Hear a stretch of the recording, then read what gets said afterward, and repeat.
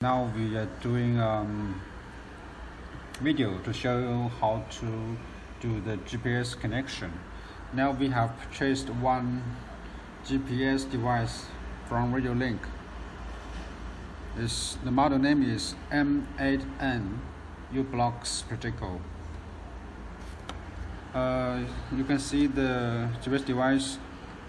There are 4 cables needed to be connected.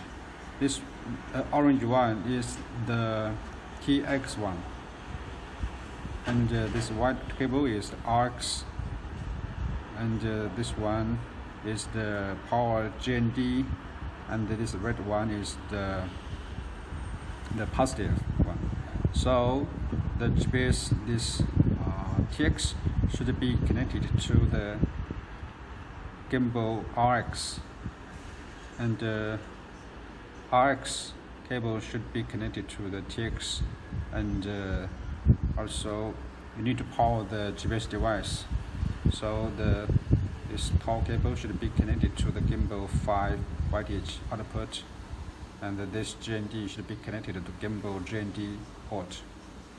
This is very simple, and this is what we get.